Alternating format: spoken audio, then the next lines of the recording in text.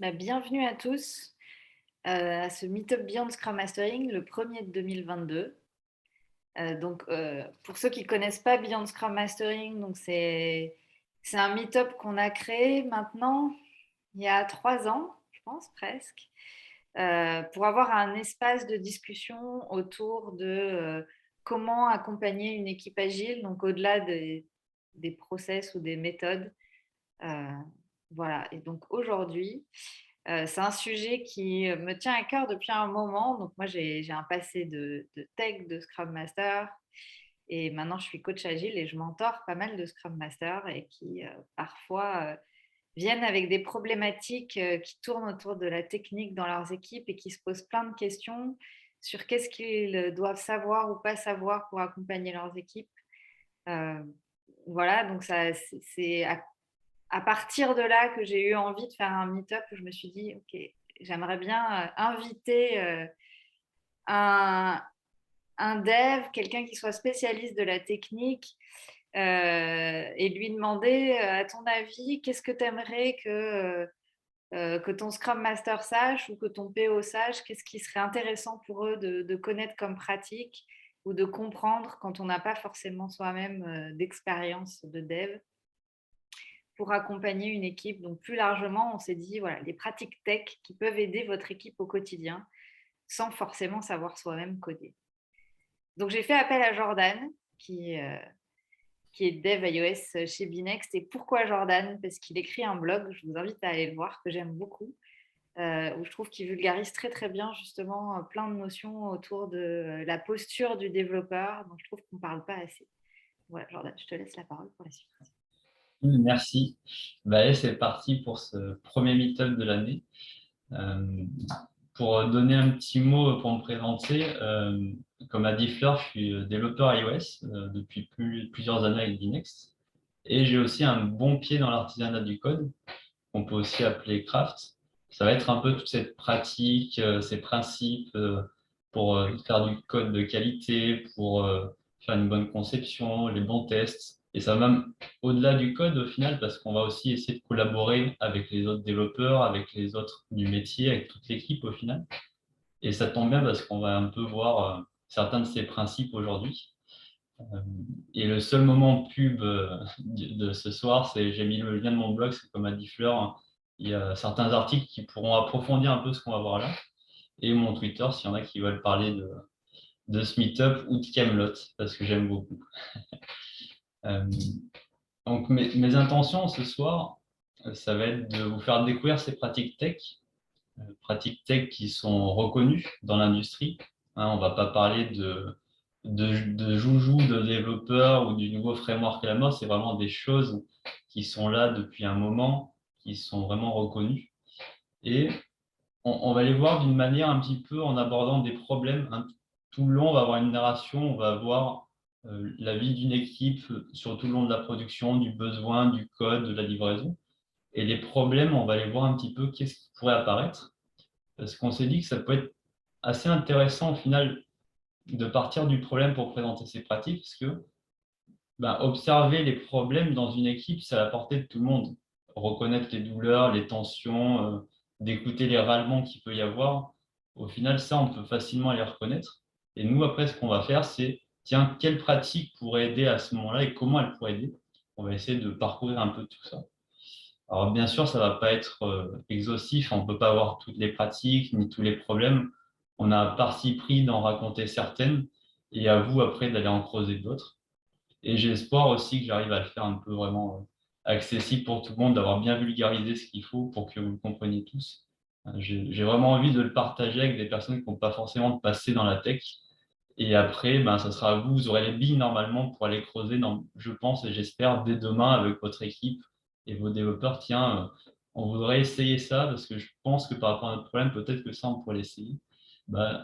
Avec un peu ce qu'on va voir ce soir, vous allez devoir pouvoir en tout cas essayer d'identifier des problèmes et des solutions qui seraient dans les pratiques tech qu'on va voir ce soir. Et on va commencer par le commencement, c'est autour du besoin. Donc, quand, voilà, dans mon expérience de Scrum Master ou dans ce que j'entends les Scrum Masters dire autour de soi, on a souvent des problématiques ou même un PO qui arrive et qui nous dit: «Oh là là, mes grooming, mes refinements, ils sont chiants, l'équipe participe pas, je comprends pas, j'ai l'impression de faire un truc descendant tout seul, c'est pénible, je sais pas comment les engager, je sais pas comment faire pour que ce soit mieux». Ou alors, il y a un Scrum Master qui se dit: «Bon, c'est les PO demandent, les développeurs demandent aux PO des spécifications de plus en plus détaillées, des user stories de plus en plus détaillées parce qu'ils sont là: «Oui, mais dans le sprint, les besoins, en fait, on se rend compte qu'ils sont pas clairs, donc on veut des trucs encore plus détaillés, encore plus détaillés». Et là, je sens venir, le le truc de la spec parfaite qui revient. Je me dis: «Mais comment je fais pour éviter ça?» En plus, c'est une demande de développeur, alors est-ce que je dois le prendre en compte ou est-ce que là, j'ai quand même, moi, mes réflexes qui me disent: «Ouh là, est-ce qu'il ne faudrait pas qu'on apprenne à mieux se parler? Il y a un truc à faire». Ou alors on se dit, des développeurs qui se plaignent, qui se disent: «Mais le PO, il change d'avis tout le temps. Dans le sprint, on avait dit qu'on figeait, il écrit quelque chose dans la story et après il nous dit que c'était pas ça qu'il voulait, j'en ai marre», et là pareil, des fois il y a cette envie de recommencer à faire plein de conceptions très détaillées en amont. Comment on peut répondre à ça? Donc Jordan, à ton avis de développeur à toi, qu'est-ce que je peux faire quand il se passe tout ça dans mon équipe? Non, moi, quand j'entends un peu ces tensions-là, j'entends deux grandes choses. J'entends d'un côté une incompréhension qui pourrait arriver, parce qu'il y a quelque chose peut-être dans la tête du product owner qui n'est pas forcément compris par les développeurs ou c'est implicite. Et d'un autre côté, j'entends peut-être un peu un manque de collaboration avec le côté, tiens, on a envie que toi, le PO, tu nous fasses un cahier des charges immense. Donc, au final, il y a une relation un peu client-fournisseur qui s'installe. Moi, ça me fait penser un peu à l'example mapping à ce moment-là. Il va être un atelier qui sera super intéressant dans ces situations parce que dans l'idée, on va réunir tout ce beau monde, le PO, les devs de manière très large, des back-ends, des front-ends, au final, tous ceux qui ont du sens autour de cette story, et les QA aussi, s'il y en a dans l'équipe. En fait, tous ceux au final qui ont du sens pour participer, qui sont dans l'équipe, on va les réunir tous ensemble dans la même salle et on va essayer de créer des exemples à partir des règles que le product owner apporte. Hein, on va chercher les exemples, les contre-exemples pour toutes les règles, oui, si, pour toutes les règles. Et là, en fait, on va se mettre dans une position où on co-crée tous ensemble, on collabore. Il y a tout le monde qui va s'approprier le besoin au final. On va tous chercher à bien comprendre cette règle. On va tous chercher à trouver les bons exemples, les contre-exemples.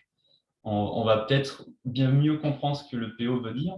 On va peut-être trouver aussi ce qu'il ne veut pas dire, parce que peut-être qu'il y a des choses qui lui paraissent implicites, qui lui paraissent évidentes, mais c'est implicite au final. Donc là, on va essayer de faire dire vraiment toutes les choses. On va essayer de les mettre noir sur blanc. On va tous s'approprier les choses.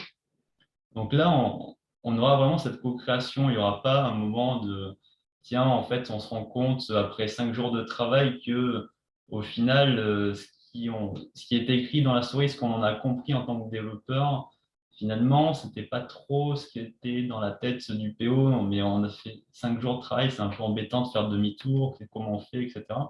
Là, a priori, vu qu'on est tous ensemble dès le début, parce qu'on ne commence pas encore à coder, là, on est vraiment dans on pense ensemble, on réfléchit ensemble à cette story, on va un peu soulever ces flous, soulever ces mécompréhensions, ces implicites à ce moment-là. Peut-être même qu'on va mettre des questions aussi, hein. Comme on voit sur l'image, il y a aussi des possibles questions, que c'est peut-être des moments où on va dire, tiens, ça, on ne sait pas comment on va régler ce problème, on le met en question et peut-être qu'il faudra en rediscuter plus tard, c'est-à-dire que la story n'est peut-être pas prête.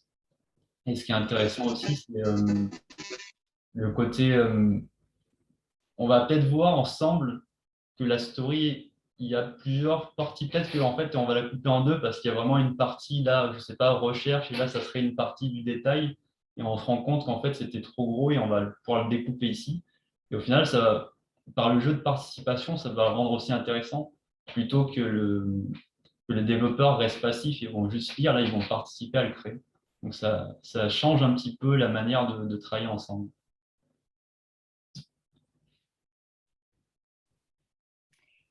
Alors, donc maintenant, on a un besoin, mais quand les développeurs travaillent, voilà, moi je suis PO, Scrum Master ou autre chose, mais qu'en tout cas, je ne connais pas bien. Je les entends beaucoup parler, tout un vocabulaire un peu étrange de branches, de merges, de commits, de conflits. Et ça, il y a beaucoup de justifications, de choses qui se passent autour de ça, de conversations qui sont importantes qui se passent autour de ça et que j'aimerais bien comprendre parce que des fois, je suis un peu perdue. Jordan, est-ce que tu peux m'expliquer, s'il te plaît? Oui, je vais essayer d'expliquer un peu cet outil qui est utilisé par énormément d'équipes. Je pense qu'on est très majoritairement utilisateurs de Git, machin chose maintenant. Et, euh, et j'avais envie de le vulgariser aujourd'hui parce que au final, il y a plusieurs problèmes, on va voir hein, tout le long de la soirée, qui émergent autour de la façon dont on utilise ces fameuses branches, quand est-ce qu'on merge ou on ne merge pas, où ils sont, où les conflits, les revues de code. Donc, ça va être intéressant un peu de parcourir un peu comment on s'en sert au final de cet outil-là. Donc, je vais essayer de vous présenter Git, mais d'une manière pas technique. Donc, c'est pour ça que je vous ai préparé une histoire avec Perceval qui a écrit un livre chez lui, dans son salon. Donc, il va avoir écrit le chapitre 1 à un moment. Donc, en termes de Git, cet outil-là, à un moment, il va dire, tiens, je fais un commit, un mot que vous allez sûrement entendre à un moment. Le commit, ça va être quoi? Ça va être une copie au final de ce livre. À un moment, on va avoir un commit, une copie du livre. Il y a le chapitre 1. Et cette copie, ce commit, il va vivre sur une branche. Perceval, pour l'instant, il est dans son salon, il est dans une zone, il est dans un espace indépendant. On va appeler ça une branche, la branche salon, par exemple. Plus tard, il va avancer, il va ajouter un chapitre. Tiens, j'ai continué d'écrire, je suis toujours dans mon salon. J'ai créé une nouvelle copie. Ça va être le chapitre 2. Là, maintenant, la copie, elle contient le chapitre 1 et 2. Il a bien avancé, il a fait un nouveau commit. Mais Perceval, il ne travaille pas tout seul. Il a aussi un collègue qui s'appelle Arthur et qui va avoir envie de l'aider un petit peu. Donc lui, il va venir, il va récupérer une nouvelle copie, il va créer une nouvelle copie. Et lui, par contre, il veut travailler dans son coin. Donc il va aller dans la chambre avec sa copie et il va écrire le chapitre 3. Donc là, qu'est-ce qui va se passer? Vu qu'il va dans une autre zone, un autre espace, il n'est plus dans le salon, il est dans sa chambre, on va dire qu'il crée une nouvelle branche en termes Git. Il est dans un autre endroit et il a sa propre copie. Et dessus, il ajoute le chapitre 3.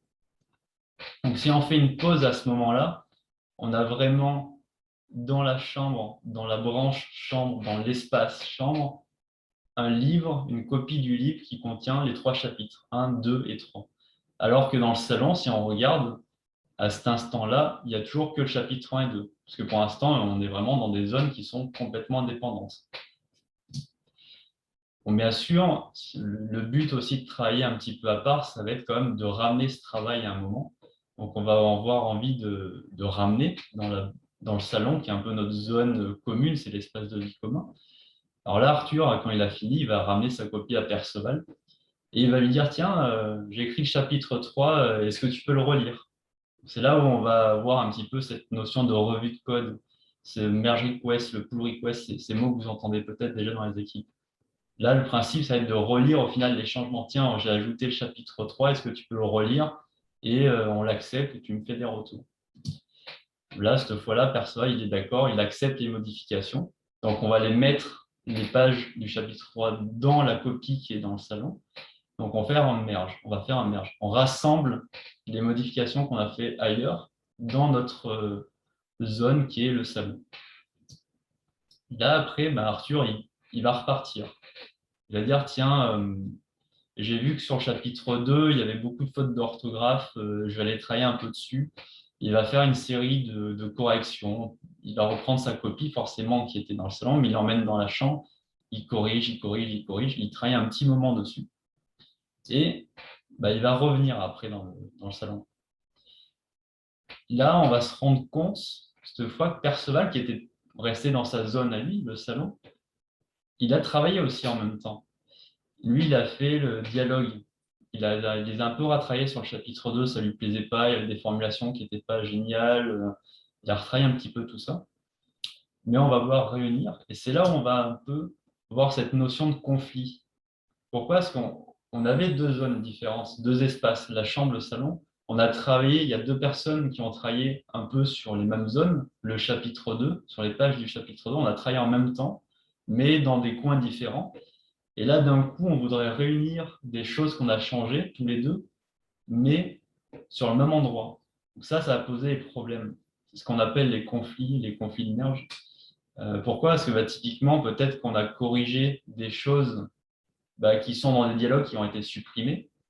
Peut-être qu'on a corrigé des choses qui sont ailleurs, pas dans des dialogues. Donc ça, on va dire, ok, on les garde, ça fait sens. Et peut-être que des fois, on va corriger des choses qui sont dans les dialogues, qui ont été changées. Donc peut-être qu'il va falloir réadapter la phrase ou pas. Attends, qu'est-ce qu'on garde? Ton verbe qui est corrigé, mais en même temps, il faut que je garde, moi, ma nouvelle phrase, mon nouveau dialogue. Donc là, il y a un nouveau travail qui doit être fait, en fait. C'est pour ça que des fois, on peut avoir du temps supplémentaire, un coup de travail encore, une fois qu'on a censé fini notre travail sur notre branche, mais en fait, on se rend compte qu'il y en a encore quelques problèmes. Je n'irai pas plus loin sur le guide, parce que ce n'est pas le but de tout comprendre, s'il y a vraiment plein de termes, mais au final, dans le principe, on peut retenir qu'un commit, c'est vraiment une copie. À chaque fois qu'on fait des commits, on fait des copies à un instant. Les branches, c'est vraiment des zones qui sont indépendantes. Arthur, lui, il allait dans son coin travailler avec ses copies. Les branches ont chacune des copies. Et merger, ça va être l'idée de, on a fait du travail sur des zones différentes et on veut les réunir. On veut, tiens, j'ai écrit le chapitre 3 dans mon coin, tiens, je te le ramène, on le réunit dans le livre qui est dans le salon, qui est le salon commun. Et les conflits, ça arrive à ce moment-là. Pas tout le temps, mais en tout cas, quand ça arrive, c'est ici. Tiens, on a travaillé chacun dans notre coin sur le même truc, ça pose des problèmes. Qu'est-ce qu'on garde pas, comment on change. Et on peut voir un petit peu aussi, on peut commencer à déduire, tiens, effectivement, si on travaille dans notre coin longtemps, on va s'augmenter le risque au final de problèmes. Parce que plus je reste longtemps dans mon coin, plus je vais modifier des choses et plus il y a des chances que les autres modifient des choses dans les mêmes zones. Donc, on s'augmente le risque de conflit. Et au final, on va voir qu'on a des petits problèmes qui tournent autour des revues de code et des conflits aussi. Alors, si vous avez des questions, je vois qu'il y a une question de Max dans le chat. Si tu veux nous la poser directement, tu peux ouvrir ton micro. Oui, salut. Du coup, oui, c'est super intéressant. Merci pour cette présentation. Et peut-être que je pose la question un peu trop tôt. Je me demandais si ça pouvait être intéressant de demander aux devs de représenter en fait leur workflow, de comment ils fonctionnent avec les différents commits, le temps qu'ils passent sur chacun des commits avant de fusionner les branches ou leur manière de régler les conflits pour peut-être les amener à prendre conscience de certains axes d'amélioration, mais peut-être qu'il y a des bonnes pratiques à connaître là-dessus, et volontiers pour en entendre. Oui, je pense qu'on va en voir quelques-unes. Ok. Ce que je te propose, c'est que tu te gardes ta question et si à la fin tu te la poses toujours, tu la poses et si elle est répondue, tant mieux. Mais Merci beaucoup. je pense qu'en tout cas, on va voir des choses qui tournent autour de comment on peut gérer nos branches, comment on peut arriver à rester moins longtemps dans notre coin, justement. Et peut-être que ça pourra répondre à ta question au final. Oui. Est-ce qu'il y a d'autres questions? Non, c'est bon, j'en vois pas d'autres dans le chat. N'hésitez pas, si vous avez des questions au fur et à mesure, à les mettre dans le chat et j'essaierai de penser à chaque fois qu'on finit un chapitre Oui, quand à on finit regarder, à un voir. bout d'histoire, on peut se faire la pause comme ça reste frais, les questions.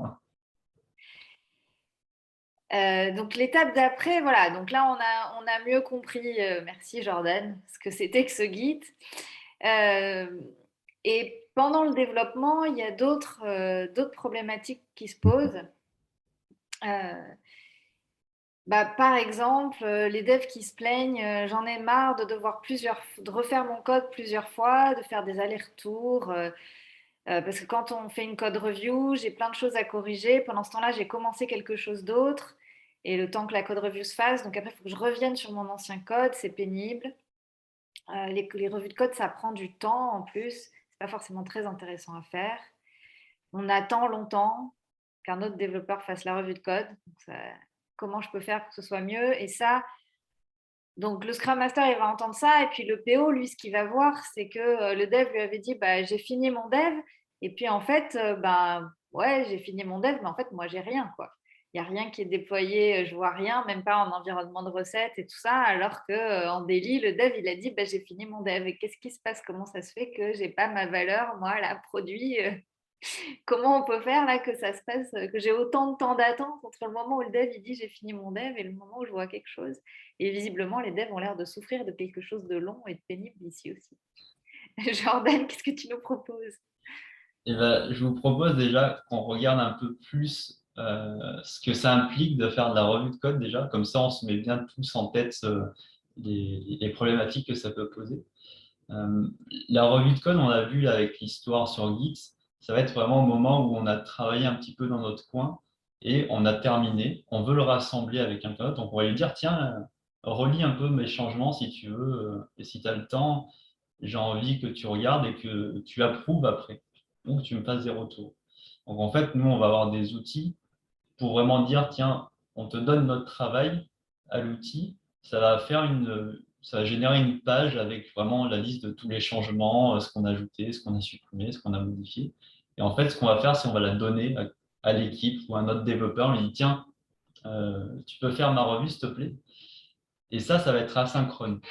Hein, cette histoire de revue de code via les pull requests ou merge requests, ça va être asynchrone parce qu'en fait, on demande et on aura notre réponse plus tard, peut-être à un moment. Ça peut être plus tard dans 10 minutes, 1 heure, 3 heures, 2 jours, 5 jours, une semaine, on ne sait pas. Ça dépend des équipes. Et ce côté asynchrone, il est un peu problématique parce que ça nous fait changer de contexte à chaque fois. Et le changement de contexte, quand on est développeur, je pense qu'il est encore plus coûteux parce que c'est assez difficile au final de se charger de toutes les informations dans notre tête, dans notre cerveau, de modéliser tout ce qu'on doit savoir. Bah, déjà, quand on a la story, il va falloir vraiment tout comprendre le fonctionnel. Ah, il faut faire ça. Oui, après, alors, il y a la règle ici qui, quand il se passe ça, on doit faire ça. D'accord, je comprends, etc. Bien se charger le fonctionnel. Ensuite, on va dans notre code, on lit la fonction qui doit faire ça. Alors, la fonction, celle A, elle appelle B, mais qui appelle CD. Alors CD, ça fait quoi? Ah oui, attends, je change de fichier, ça va là. Il y a énormément de choses à se charger au final, on va dire. Et si on jongle entre je travaille, je fais une revue, ou je gère des retours, je me remets dessus, ah, tiens, je me remets ça, à chaque fois, vous voyez là, le ping-pong qu'on doit faire dans notre cerveau à se charger des choses, se les décharger pour se recharger à un autre contexte. Tiens, le contexte de ma story que j'ai fini, je me remets dedans, je fais le retour. Ok, je me remets sur la story d'après que j'ai commencé. Ah, tiens, il me refait un retour. Attends, je me redécharge, je me remets ici, je reviens. Ça fait perdre beaucoup de temps, ce côté asynchrone. En plus, souvent, le feedback est très tardif parce que c'est pas toutes les équipes, mais dans la majorité que j'ai vue, la revue de code, c'est une fois qu'on a terminé notre feature, notre story, notre tâche, notre ticket, peu importe comment on l'appelle. En fait, on va l'ouvrir, la revue de code, au moment où on a fini. Donc déjà, pour les retours qu'on va avoir, ils arrivent assez tard, parce que c'est pas pendant qu'on a travaillé qu'on peut avoir des retours, c'est à la fin. Ok, j'ai tout fini. Peut-être que j'ai bossé dessus pendant 3 jours, 5 jours, 1 heure, 2 heures, ça dépend. Mais j'ai les retours une fois que j'ai tout fini. Là, le changement, il va être un peu plus coûteux. Parce qu'on a fait beaucoup de choses. Si on a un retour qui est un peu structurant, ça va être difficile de changer après 5 jours de travail. Peut-être que des fois, on va repartir pour 2 jours de travail, peut-être parce que le retour est très impactant, il était important, il avait du sens, mais ça oblige à tout restructurer. En plus, je pense que des fois, la revue de code, on voit souvent que c'est un goulot d'étranglement. Soit parce que si vous avez par exemple un système de board visuel où vous voyez que la colonne devient rouge quand il y en a trop dedans, bah souvent on voit que c'est les revues de code qui commencent à être rouges parce qu'il y en a trop qui s'accumulent, qu'elles ne passent pas assez vite. Et ça s'empire encore plus quand il n'y a qu'une seule personne qui est responsable. Il y a des équipes qui disent, tiens, il n'y a que le lead qui a le droit de faire les revues ou que le manager ou que le chef de chef. Et là, finalement, mettre 5 devs qui travaillent, il y a un seul qui tamponne à la fin, Là, ça fait un énorme goulot d'étranglement et ça va rallonger de plus en plus les délais. Ce qui fait qu'à un moment, on va peut-être commencer en plus à bâcler les revues. Hein, des fois, on va peut-être juste les lire en diagonale, donc ça ne va pas servir à grand-chose. Ou des fois, on va pinailler pour des choses qui ne sont pas forcément utiles. Donc c'est là où on se dit, tiens, la revue de code, est-ce qu'on ne peut pas faire un peu mieux comme système? Parce qu'il y a quand même un intérêt au final à la revue de code. On parlait un petit peu des défauts, mais il y a quand même un intérêt qui est assez intéressant sur le côté, ben, on peut donner du feedback, c'est comme une occasion de donner des conseils aux autres pour améliorer le code ou corriger un problème. Et c'est aussi une occasion ben, d'apprendre au final des autres développeurs, parce qu'on lit le code de quelqu'un d'autre. Peut-être qu'on va apprendre une technique au passage ou pas. Mais je pense que ça a quand même plus de sens dans le monde de l'open source, ce côté heroic code. Parce que là, dans le monde de l'open source, ça a beaucoup de sens, parce que dans l'open source, c'est n'importe qui peut contribuer. Moi, je pourrais contribuer à un projet open source qui est fait par n'importe qui, ou moi, je pourrais en monter un et n'importe qui pourrait contribuer, que je ne connais pas, qui est dans un autre pays.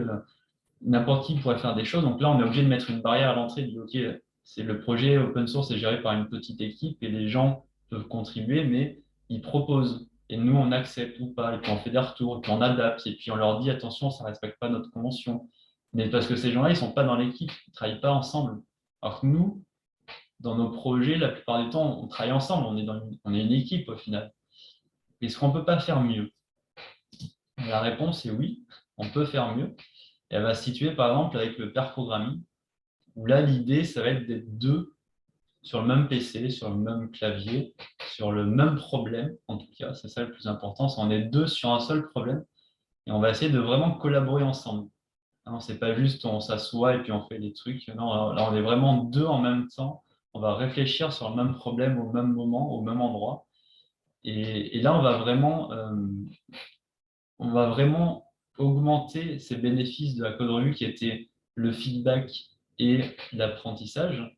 Parce que là, on est ensemble côte à côte, et ça marche très bien, je dis côte à côte, mais ça marche très bien à distance, hein, parce que de nos jours, depuis 2020, on est un peu plus forcé au remote, mais on a plein d'outils pour que ça fonctionne bien à distance aussi. Et là, si on prend le feedback, par exemple, euh, là, le feedback, il va être immédiat, parce qu'on est côte à côte. Imaginons que je suis en train d'écrire une fonction, la fonction calculée, et là, peut-être que mon binôme, mon père, il va me dire, eh, tiens, attends, tu es en train d'utiliser la fonction calculée, mais là, fais gaffe, il y a le framework, là, dans la documentation, c'est écrit qu'il ne faut plus l'utiliser maintenant, depuis un mois, la mise à jour du langage, il faut utiliser maintenant calculer super, parce que c'est celle-là qui est plus performante et plus sécurisée. Ah, je savais pas, ok, bah, tiens, je le change tout de suite dans la minute. C'est pas 2 jours après à la revue qui va me le dire. Ou pareil, tiens, peut-être que je suis en train de faire quelque chose qui est trop complexe. Peut-être que je suis en train de faire des abstractions partout, des choses compliquées qu'on pourrait faire plus simple. Ben là, mon, mon père avec qui je travaille, peut-être qu'il pourrait me le dire tout de suite.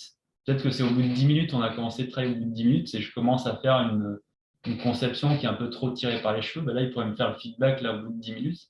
Tiens, j'ai l'impression qu'on fait un peu plus compliqué plus complexe que nécessaire. Est-ce qu'on n'essaierait pas de faire plus simple? Je penserais à faire plutôt ce pattern-là, par exemple. Qu'est-ce que tu en penses? Ok, bon, on va essayer. Et là, on a essayé au bout de 10 minutes et pas au bout de 5 jours avec le retour. Et tiens, au bout de 5 jours, peut-être que faire ce pattern-là qui était vraiment mieux et plus adapté, bah là, le changer après 5 jours, ça deviendrait extrêmement coûteux parce qu'il faudrait réécrire beaucoup de code au final. Et pour le côté apprentissage, ben, de la même manière qu'on a le feedback immédiat, ben, on a l'apprentissage immédiat aussi. Là, au lieu d'apprendre en lisant du code de manière assez passive, ben là, je vais l'apprendre en pratiquant. Quand il me conseille cette nouvelle fonction qui est plus adaptée, plus conseillée, ben, je vais la découvrir tout de suite et puis je vais l'écrire en fait. Je vais l'écrire moi-même. Donc, quand on est actif, on apprend beaucoup mieux, hein. Tous les ateliers, toutes les formations qui proposent des côtés plus axés sur la pratique, hein, on a quand même une meilleure formation que si on était assis, qu'on regardait des choses passer, défiler pendant toute la journée. Bah là, c'est pareil, on pratique cette nouvelle fonction, je la découvre et je l'écris, je l'utilise. Ce pattern qui me conseille, peut-être que je ne le connaissais pas, bah, il va me guider. C'est là où le pair programming va être génial aussi. Si vous avez un nouveau développeur qui arrive dans l'équipe, au lieu de lui dire lis la doc du projet ou parcours tout seul, tu nous poses des questions, dis-lui plutôt, tiens, bah, mettez-vous par deux et vous baladez dans le projet, vous faites la prochaine story à deux. Bah, il est embarqué directement, il est guidé pour décrire le code, les techniques qu'ils utilisent dans l'équipe, et puis même le fonctionnel aussi. Hein, pour par exemple, un développeur qui vient d'arriver, bah, il découvre le côté fonctionnel et les règles métiers avec quelqu'un d'autre, ou même si c'est pas un nouvel arrivant, mais tiens, on sait que je sais pas, la partie recherche, il n'y a qu'une seule personne qui est sachant dans toute l'équipe. Peut-être que ça peut être intéressant de dire, tiens, le prochain ticket sur la recherche, bah, vous allez vous mettre à deux, comme ça on commence un petit peu à répartir la connaissance à tout le monde.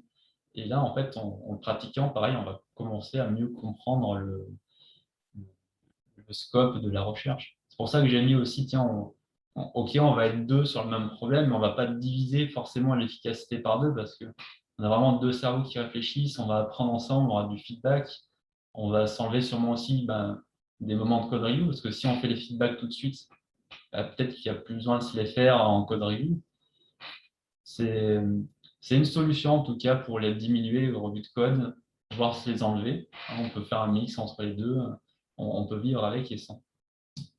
Et on peut même aller encore un cran plus loin après, avec le mob programming où, un peu comme le pair programming, on va être plusieurs cette fois, devant le même écran, devant le même problème, devant le même clavier, parce que là, c'est tout un groupe qui est concerné. Quand je dis tout un groupe, ça peut monter à pas mal de développeurs quand même. En général, on dit qu'à partir de jusqu'à 8-10 personnes, ça peut marcher le mob programming. Au-delà, ça commence à être compliqué parce qu'il commence à y avoir trop de monde. Mais on peut voir vraiment du mob programming à 4, 5, 6, 7, 8 personnes, ça marche quand même très bien.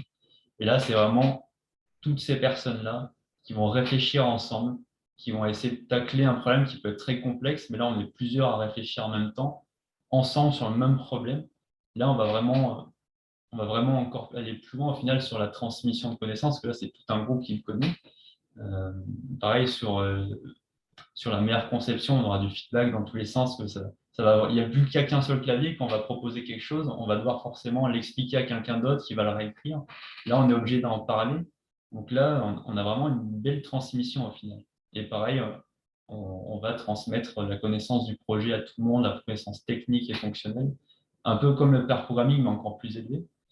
Et on pourrait quand même le retrouver avec le pair programming aussi, cette transmission à vraiment toute l'équipe, si on pense à au final mixer les binômes. Il ne faut pas que ce soit toujours les deux mêmes qui se mettent ensemble. S'il y en a quatre dans l'équipe, on peut dire, tiens, essayer de mettre Arthur et Perceval ensemble, et puis après, peut-être que demain, ça sera Perceval et Caradoc ensemble. Enfin, là, si on tourne vraiment sur les binômes à chaque fois, les pratiques de code, elles vont se répandre hyper vite dans toute l'équipe, la connaissance fonctionnelle aussi, la connaissance du code. Enfin, il y a vraiment tout ce cercle vertueux qui va se créer de partage de connaissances, de pratiques, de techniques, de fonctionnalités. Ouais, alors on a une question, on avait une question d'Amara dans le chat. Amara, si tu veux la poser. Bonsoir. J'avais une question au sujet du pair programming et aussi du mob programming pour le coup. En fait, c'était de savoir à quel contexte est-ce qu'il se prêtait le mieux parce que c'est pas forcément une solution qui, je pense, peut s'adapter à tous les contextes. Est-ce que tu peux définir ce que tu entends par contexte? Par exemple, si on a rajouté un endpoint sur une API qui est relativement simple, faire du pair programming, selon moi, hein. Je ne sais pas si c'est le meilleur contexte pour utiliser cette méthode-là. Donc, est-ce que tu aurais des exemples ou même je sais pas, des règles, enfin, pas des vraies règles, mais forcément des bonnes pratiques à nous suggérer pour l'utilisation de cette méthode-là? Ok, ouais, quand tu parles contexte, tu veux dire par exemple pour le type de ticket, au final, tiens, un changement de mot ou tiens, c'est une conception entière d'un écran.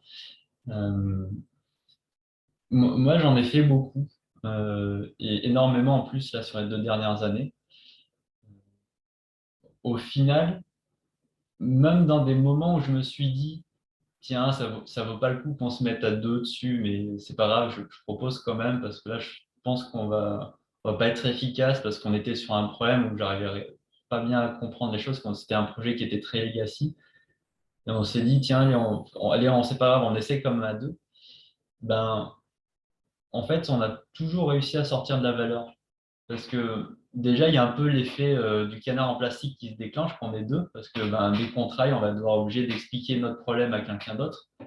Donc, des fois, on trouve la solution en l'expliquant. Puis, on a un autre point de vue, donc ça nous donne des idées. Puis, au final, on code quand même, donc on a un peu cette boucle de feedback qui s'instaure de j'écris quelque chose, peut-être que tu as une meilleure façon de le faire, on n'essaye pas, et on s'améliore petit à petit, on se transmet des choses. Et je pense que toutes les situations sont bonnes. Peut-être que les rares cas où ça sera moins intéressant, c'est si vraiment c'est juste tiens, on va mettre à jour un fichier de wording, par exemple, un fichier de traduction où il faut juste faire du chercher, remplacer et remplacer certains mots. Bon, peut-être que là, le pair programming ne sert pas, mais par contre, dans plein d'autres types de tickets, je pense que ça sera super intéressant, qu'il y aura toujours des bonnes choses à prendre.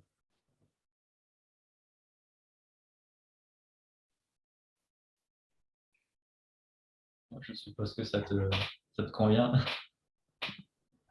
Oui, pardon, je hoche la tête, mais comme j'ai pas la caméra, ça te... Je vois une remarque de Michel qui dit qu'il n'y a pas de réponse à la question au début sur le dev d'y avoir fini, mais le PO ne peut pas tester parce que pas déployé. Alors, je vais répondre à ça. C'était ma traduction de on passe trop de temps en code review et ce que ça peut avoir comme conséquence pour le PO. Mais effectivement, on ne parle pas là encore de... Là, on était vraiment focus sur ce goulet d'étranglement-là. On va parler un peu plus tard de déploiement en soi. Ouais. Oui, là, c'était vraiment axé autour de la revue de code qui peut provoquer ce retard-là. Tiens, je l'ai toujours pas, pourquoi c'est pas normal? Pourquoi ça traîne alors que tu avais dit que c'était fini et je comprends pas. Et là, c'était un peu axé autour de ça. Et en tant que Scrum Master, sur les revues de code, moi, ça m'est souvent arrivé effectivement d'entendre ça prend trop de temps, ça prend trop de temps. Et en même temps, ça garantit la qualité, on ne peut pas les enlever. Comment on fait pour avoir une autre solution que ça? Et après, voilà, il y a un bon mix à trouver hein, pour une équipe qui fait tout le temps des revues de code. On peut commencer à faire un peu de pair par-ci, par-là. Ça s'adapte vraiment comme on veut au final. Il y a pas d'obligation de dire, OK, à partir de maintenant, on fait zéro revue et on fait 100% de pair tous les jours, toute la journée, tout le monde. Et le curseur, il est où on veut. Plus on en fait, plus on aura certains bénéfices, mais ça ne veut pas dire qu'il faut aller forcément à fond. Ça ne veut pas dire non plus qu'il faut forcément aller d'un coup là-bas. On peut en mettre un petit peu, beaucoup, garder ou pas les revues de code, ou peut-être que quand on fait du pair, on les garde pas, et quand on n'en fait pas, on les garde. Il y a plein de choses autour de ça après qui tournent de moyens de s'adapter entre la revue de code et le pair et le mob en fonction de ce qu'on fait. Donc là, on a développé, donc on a notre besoin, on a développé notre code, on l'a fait en Perse et déjà on a gagné un peu de temps. Mais on a encore une grosse douleur, là on entend ça grince encore parce que, bah oui, sauf qu'on est, même si on a fait du pair, bah, en fait on est plusieurs dans l'équipe, il y avait plusieurs... il y a une question avant que je passe à ce problème-là. Le pair dispense-t-il de la revue de code? Euh, Selon moi, oui. Euh, dans les équipes où je le fais, on, on s'est mis d'accord en fait qu'on n'en fait pas quand on a fait la story en pair, parce qu'au final, ce qu'on cherchait au final dans la revue de code, c'était ce côté, tiens, quelqu'un d'autre le relit pour nous donner du feedback sur peut-être qu'on devrait améliorer le code d'une certaine autre manière qu'on n'avait pas vu ou autre chose. Mais là, vu qu'on est deux, voire plus si on est en mode programming, on a déjà ce système-là de feedback, mais on l'a en fait en temps réel, tout le long même de la story. Pas juste à la fin, en un coup, on l'a tout le long. Et au final, on compense bien plus largement la revue de code en le faisant tout au fil de l'eau quand on développe. Et même pour le côté apprentissage, il y en a certains qui veulent garder la revue de code parce que c'est le moyen d'apprendre le code des autres, ou de découvrir ce qu'ils font, etc. Mais au final, le fait de faire du pair, ben, on le pratique en fait plus que le lire après coup, on le pratique. Et, et là, au final, on peut aussi se passer de la revue de code à ce moment-là. Après, ça peut rester quand même, peut-être que sur une équipe où il y a beaucoup de monde et qu'on veut des fois montrer quand même aux autres, tiens, il y a 2 personnes qui ont fait un sujet, mais il est intéressant à montrer aux autres, là, peut-être qu'on va dire, OK, là, on va faire une revue de code qui sera peut-être pas bloquante. D'ailleurs, on va peut-être OK, quand même la merger, mais c'est juste, on a créé une revue et on l'envoie aux autres. Il dit, tiens, pour ceux que ça intéresse, on a travaillé sur Y et on a utilisé le pattern Z, c'est intéressant. Donc, si vous avez envie de le relire, vous pouvez. Et là, au final, on va commencer à s'adapter. Là où on va trouver d'autres stratégies au final, plutôt que partir sur 100% revue, on va dire, tiens, on met du pair programming, du mob programming et on s'adapte en fonction de, on peut déclencher ou pas une revue en fonction du besoin. Et là, je pourrais te donner plus de références à la fin du meet-up ou sur Twitter. Est-ce qu'il y a des stratégies qui ont un certain nombre, mais ça va commencer à rentrer peut-être trop dans les détails après. Il y avait une question de Marvie sur est-ce qu'instaurer une règle en disant qu'on a 24 heures pour une revue de code peut résoudre le problème. Là, je vais te faire ma réponse à moi.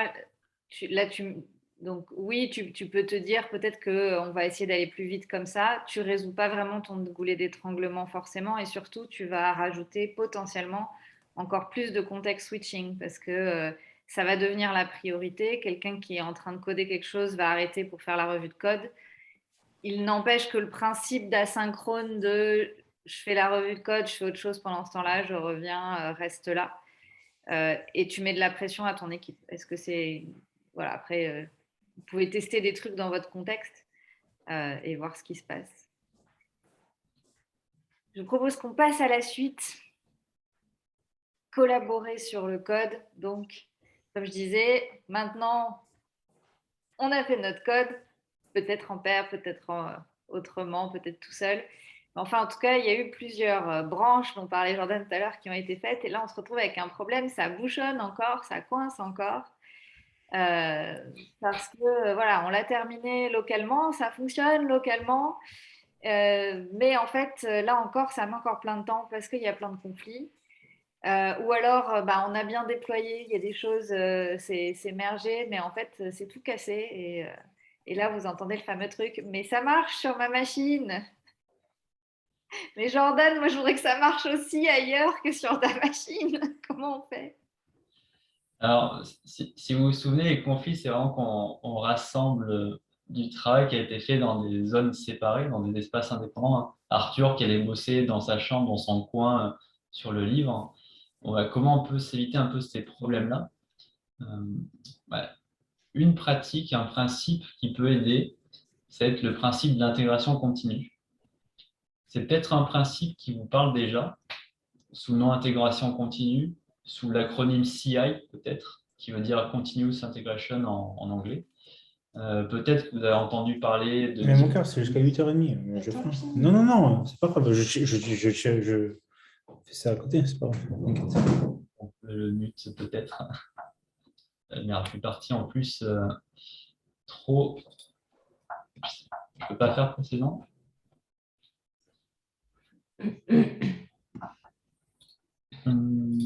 Hop. Je vais revenir dessus. Petit souci du direct. On va annoncer la météo en attendant. Donc, je disais, l'intégration continue, c'est peut-être un outil que vous avez entendu au travers de Jenkins, de machines de build, de pipelines, des mots là comme ça. Au final, ça va être la partie outillage. Ce n'est pas vraiment l'intégration continue, c'est plus le comment on peut le faire, le côté outillage. L'intégration continue, ça va d'abord être un principe, une attitude, et qui est assez simple en plus. L'idée, ça va vraiment être, OK, on travaille peut-être dans des zones indépendantes un petit peu, mais on veut en fait réunir le plus souvent possible les changements qu'on fait dans notre coin. Donc là, par exemple, avec l'exemple d'Arthur qui va écrire son livre, peut-être qu'au lieu d'écrire le chapitre 3 ou de corriger les fautes pendant 3 jours, peut-être qu'il va faire, je ne sais pas, toutes les heures, il revient avec ses corrections, ou alors page par page, il revient. L'idée, ça va être de le faire le plus souvent possible et de faire durer au final ces fameuses branches ou ces fameuses zones, espaces indépendants. On va essayer de ne pas les faire vivre trop longtemps. Ça va nous forcer à faire des petites étapes. Que si on veut rassembler souvent, ben, on va être obligé de faire plus petit. Parce que si on reste des choses qui sont énormes en travail, on peut pas rassembler toute une story qu'on va faire toutes les 30 minutes. Hein, c'est pas possible. On va se forcer à faire des choses techniques plus petites, se découper techniquement plus petit. Et même potentiellement, ça va commencer à affecter le fonctionnel, dire tiens, on va essayer de découper fonctionnellement les stories plus petits aussi. Donc en fait, ça va un peu sortir du code, hein, ça, on va essayer de travailler tous ensemble pour faire des choses plus petites. Et ça va être bénéfique parce que si on fait plus petit, on peut rassembler plus souvent. Si on peut rassembler plus souvent, on peut partager aux autres le travail plus souvent. Et on va diminuer ces conflits. Potentiellement, hein, comme on disait tout à l'heure, le risque augmente de conflits si on reste longtemps dans notre coin. Bah là, si on intègre continuellement nos changements le plus vite possible, là, on va être dans un mode où on a beaucoup moins de conflits. Si on en a, peut-être que, je ne sais pas, disons, je dis une bêtise, là, quand Arthur il a fait ses corrections, imaginons qu'il avait 50 conflits, il y avait 50 endroits qui étaient en conflit, bah, peut-être que s'il avait ramené page par page ou toutes les 10 minutes son travail, peut-être qu'en fait, il n'y avait que 2 moments où il avait un conflit et plus 50. Donc là, ça diminue énormément les conflits. Donc ça veut dire que ça diminue aussi le travail supplémentaire qu'il faut faire pour résoudre ce conflit. Tiens, on ne garde pas, on adapte, il faut réécrire. Et puis ça nous force un petit peu à travailler autrement. Là, vu qu'on partage très souvent aux autres, en tant que développeur, on va devoir commencer à faire plus de qualité parce que ben, si ça va dans la branche commune à tous, on est obligé de commencer à se forcer à faire vraiment plus de qualité, plus de tests, des meilleurs tests. Il faut que ça compile toujours, il faut que ça marche bien. On ne va pas faire du brouillon sur la branche commune. Donc là, on va se forcer à toujours avoir des étapes qui fonctionnent bien. Donc, ça va apporter pas mal de changements vertueux d'essayer d'intégrer très souvent avec des petites étapes. Et le pair programming et le mob programming qu'on a vu juste avant, ça peut aider aussi à diminuer les conflits. Vu qu'on travaille à plusieurs sur le même problème, bah, naturellement, on a moins d'encours. Enfin, si on est plusieurs sur le même ticket, bah, on fait moins de tickets en même temps. Donc là, on va arriver finalement à se concentrer sur une chose et finir cette chose avant d'en attaquer une autre. Ben, on ne va pas avoir un conflit parce qu'on est plusieurs tickets, on travaille sur la même zone. En plus, si on travaille ensemble, peut-être qu'on va mieux communiquer. Donc, potentiellement, si on travaille à ce moment-là avec la personne qui avait démarré le ticket, peut-être qu'on va avoir le feedback tout de suite. Attention, j'ai modifié la même zone, peut-être qu'il faut qu'on se voit ou qu'on s'adapte, toi, ton code à toi que tu es en train de faire ou le mien juste avant pour voir comment on peut s'organiser pour pas qu'on se marche dessus. Enfin, il y aura une discussion immédiate qui va se créer, ça va être un peu plus sympathique pour éviter les conflits à ce moment. Est-ce que tu as pu attraper les questions? Alors oui, il y avait une question de Céline. Est-ce que tu veux... Tout à fait. Je demandais si on pouvait, dans une équipe, faire du mix, c'est-à-dire des personnes en pair et d'autres en continu. Et l'autre question que j'avais, est-ce que c'est au PO de conseiller ça? C'est-à-dire, bah, là, j'imagine que pour cette US, on pourrait le faire en pair programming et l'autre en intégration continue. Ou est-ce que c'est déplacé? C'est les devs qui doivent avoir ce genre de réflexion? Alors, déjà, les deux peuvent se faire en même temps. Enfin, souvent, déjà, la pratique du pair et du mob, autant ça peut un petit peu se faire, comment dire, comme on veut, à la demande, de temps en temps ou tout le temps. Autant l'intégration continue, c'est quand même plus intéressant si on se met tous en ordre de marche pour dire, OK, maintenant, on va essayer de plus en plus d'intégrer continuellement, même si on n'est pas obligé, pareil, l'intégration continue, on n'est pas obligé de partir de 0 à 100%. On peut commencer à essayer de le faire de plus en plus. Mais ça sera plus intéressant si on le fait en continu, l'intégration continue, plutôt que de se dire, OK, cette story-là, on l'a fait en intégration continue, celle-là, non, etc. Parce qu'au final, ça ne dépend pas des stories de pouvoir faire l'intégration continue. Ça dépend juste d'être OK avec l'équipe, on va se lancer, on va intégrer continuellement à partir de maintenant. On fait de plus en plus de petites étapes dans notre code et on l'intègre de plus en plus vite. Ouais, si je peux rajouter compléter la réponse de Jordan, l'intégration continue, c'est plus une question de, tu me dis Jordan si je dis des bêtises, hein, pour moi de maturité aussi de l'équipe dans ses pratiques. Est-ce qu'elle va être capable d'arriver à ça? Il y a une question d'outillage, mais ça n'a pas forcément de rapport avec le pair programming et c'est effectivement pas du tout une question de user story. C'est quelque chose que tu mets en place et qu'après tu vas faire tout le temps et que tu vas automatiser en fait, qui va faire partie de ton workflow. Et après sur ta question de à qui c'est de faire ces choix-là, c'est pas un rôle en particulier d'indiquer de le faire. Je dirais que c'est clairement de la responsabilité des devs de le mettre en place. Par contre, n'importe qui dans l'équipe, que ce soit le PO ou le Scrum Master, peut le suggérer ou le proposer s'il pense que ce serait une meilleure pratique. Et ça a clairement un apport pour le product owner. Donc, un product owner qui voit l'intérêt de ces pratiques-là pourrait dire à son équipe, tiens, ça vous dirait pas de tester ça, vous en pensez quoi? Et je trouve que ça peut être positif dans le sens où des fois les développeurs vont justement sentir la pression, ne pas oser tester des choses, ne pas oser aller mettre en place tout ça, ou tester du pair, ou tester du mob. Jordan pourra en parler, tu peux faire du pair programming avec ta PO aussi. Oui, on peut aussi être à côté de sa PO et essayer de développer. Et c'est intéressant parce qu'au final, on va encore plus se forcer à écrire du code qui est lisible et qui retranscrit vraiment le métier. On va essayer de nommer les choses avec un bon langage pour que ça soit bien compréhensible par tous. Et même quand on écrit nos tests, ben, ça va être l'étape qu'on va voir là juste après. Ça spoil un peu, mais on va essayer de bien faire transpirer. Tiens, on veut arriver à ce résultat-là avec cette règle. Ok, on se met d'accord, c'est ça qu'on veut faire. Bon, ben maintenant, je le code, j'essaie de l'écrire. Et ça peut être utile d'avoir le pair avec le PO. Comme ça, bah déjà, on a ce côté feedback au final, hein. Si on n'a pas compris quelque chose, on peut demander tout de suite. Et puis on peut tester en temps réel aussi des choses. Tiens, on essaye comme ça ou comme ci, qu'est-ce que tu en penses? Et ça nous donne les mêmes bons effets que si on était à deux devs. Ouais, merci en tout cas pour votre réponse très complète. J'ai pris des petites notes.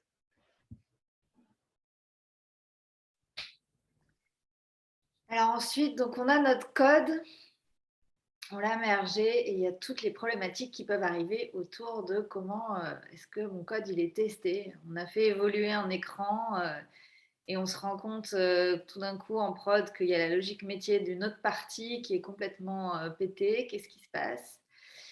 Ou alors moi ça m'est déjà arrivé d'avoir une équipe qui me dit on planifie une après-midi entière là, d'écriture de test parce qu'en fait on n'en a pas. Comment on fait pour prendre en compte dans la vélocité? On compte comment? Est-ce qu'on peut? Qu'est-ce qu'on fait? Est-ce que j'ai du temps pour écrire des tests dans ma story? J'ai vu des débats infinis aussi sur est-ce que je fais comment je prends en compte le temps des tests? Est-ce qu'on a le temps de faire des tests? Est-ce que j'écris des tests? Et en même temps, après, ah bah oui, mais on a trop de bugs. Qu'est-ce qui se passe? Jordan, est-ce que tu as quelque chose à nous proposer? Oui, bien sûr. Je pense que la discussion autour des tests, elle est intéressante à avoir parce que là, je ne vais pas vous expliquer comment en écrire, mais je pense que c'est intéressant de comprendre un petit peu ce que c'est un test unitaire et pourquoi on en fait. Euh, donc, on va voir un petit peu déjà de base un test unitaire, parce que peut-être que ça ne parle pas à tout le monde. C'est globalement un test automatisé d'un scénario fonctionnel. J'insiste bien sur les deux parties. C'est d'un côté test automatisé, donc c'est quelque chose qu'on va lancer, qui va s'exécuter tout seul. On ne fait plus rien en tant que développeur, hein. Il va tout seul, c'est un programme en fait, quelque part, c'est un programme qui teste un autre programme, qui est automatique. Euh, on va le régler pour qu'il essaye des parties du code, des parties de l'application, les parties du serveur, qu'il les essaye avec ces données-là, avec ces données-là. Il faut que ça se passe ça, il faut qu'il se passe ci quand on fait ça. Ça va jouer plein de scénarios fonctionnels qui sont automatiques. Et fonctionnel, c'est un mot intéressant dans le test unitaire parce que quand on écrit un peu les tests unitaires, le plus intéressant, c'est c'est s'assurer au final qu'on a bien retranscrit le métier, le comportement. Cette règle-là dans notre story, on va être sûr qu'on l'a bien implémentée dans notre code. Bah là, le test unitaire, il va beaucoup nous aider là-dessus. Parce que quand on va écrire le test, quand on va le lancer, il aura une petite loupiote rouge ou verte qui va s'allumer en fonction de si on a bien travaillé, si on a bien écrit le code et qu'on a bien respecté la règle, le comportement. Ça va s'allumer en vert. Et si on ne l'a pas bien fait, ça va s'allumer en rouge. Et ça prend quelques millisecondes, donc moins d'une seconde. Bah, ça, en termes de feedback, c'est plutôt pas mal, plutôt que de se dire, tiens, c'est des règles qui sont complexes, il faut que je me balade dans l'application très loin, il faut que je me connecte, il faut que j'aille sur cette page ou ici, après je remplisse ça, et puis je clique là, etc. Est-ce que ça marche?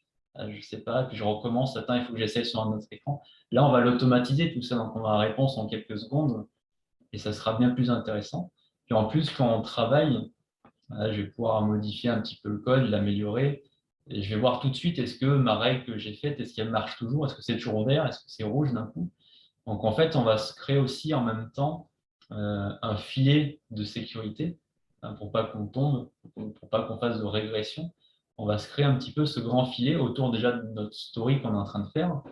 Et puis petit à petit, si on le fait tous et sur toutes les stories, sur toutes les règles, ben, on va créer ce filet de plus en plus grand un peu partout dans l'application, dans le site, dans le serveur.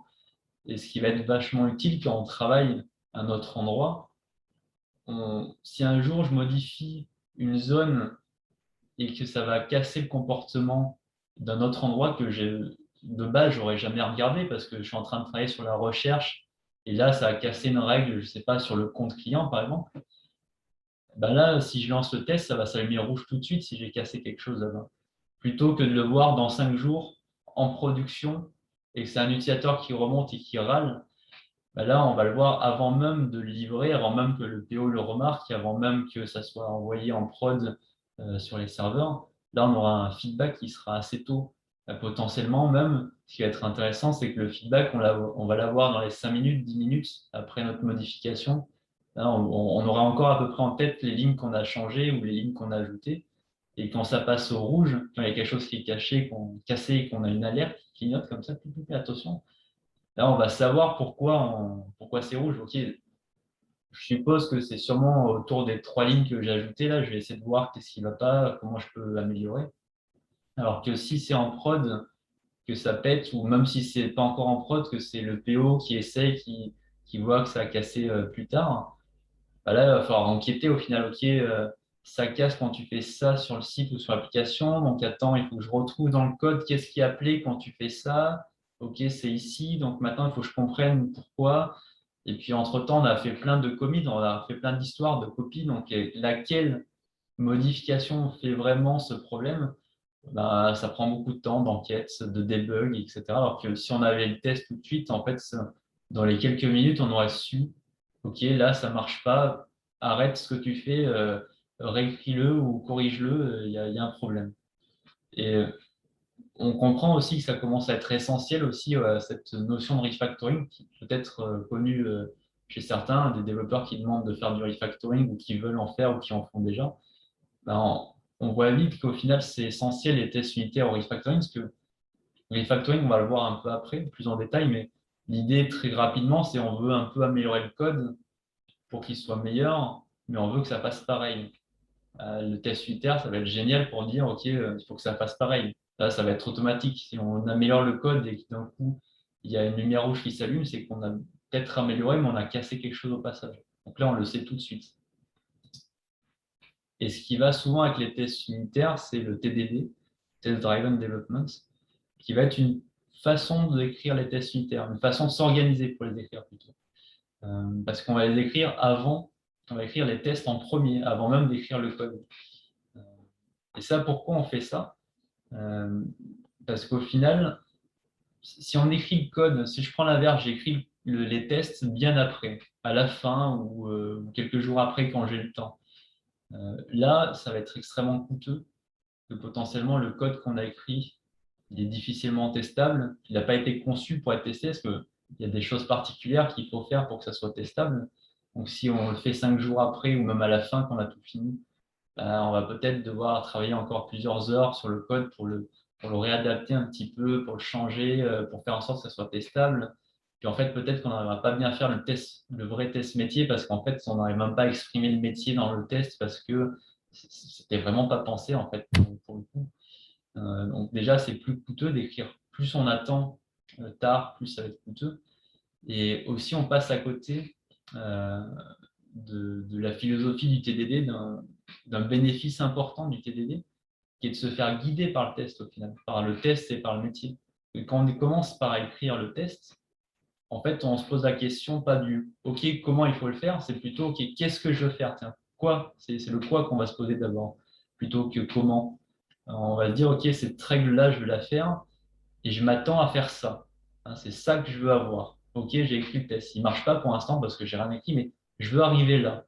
Et ensuite, on écrit le code. En fait, on va faire émerger la solution. On sait ce qu'on veut et on fait émerger. Et en plus, ce qui est bien, c'est qu'on peut améliorer. On a le test qui nous dit c'est bon, c'est vert, c'est rouge, c'est pas bon, il faut changer. Donc, on a ce système de boucle de feedback qui est hyper rapide. Dès que j'améliore ou que je change, j'ai tout de suite la réponse, c'est bon, c'est pas bon. Et je m'esquive tout ce test, ce processus de test, de debug qui peut être très long. Il faut que je l'envoie sur le serveur, que je le mette dans un environnement pour le tester, etc. Là, c'est un test qui est relié au code et qui sait tout de suite en quelques secondes et ça marche pas, ça marche, ça marche, ça marche, ça marche pas. Là, au final, c'est très bénéfique de les écrire comme ça.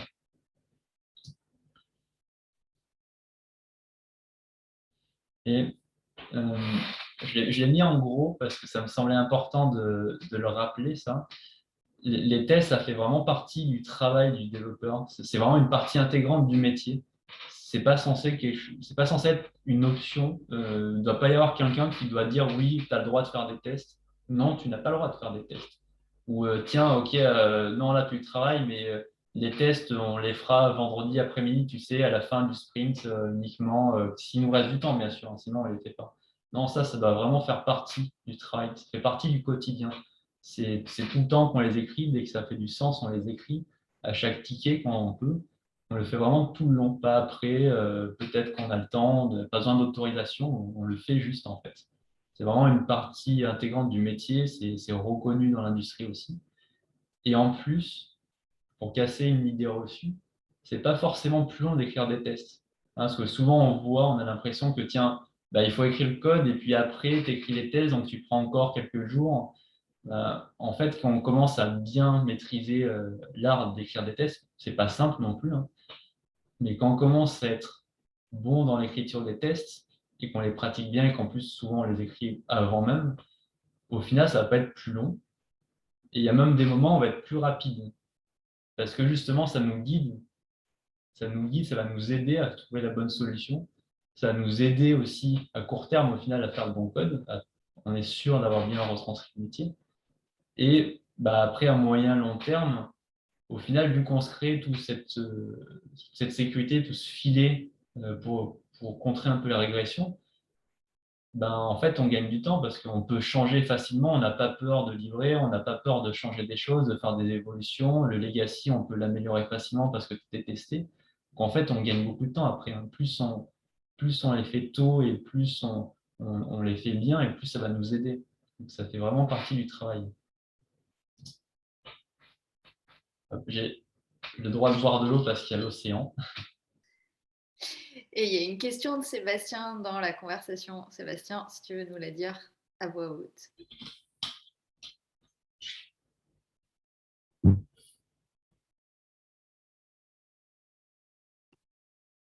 Ah.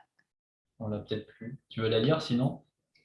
Ouais, je vais la dire aussi. Sébastien est là. Je vais la dire pour Sébastien. Inclure le développement des tests automatisés et la paire dans la definition of done ne permet-il pas de ne plus se poser ces questions et que la règle soit claire pour toute l'équipe? Si les tests, la paire et les refactoring qui en découlent ne sont pas faits, alors la story n'est pas finie. Ouais, de l'écrire en gros dans la definition of done. On peut le mettre.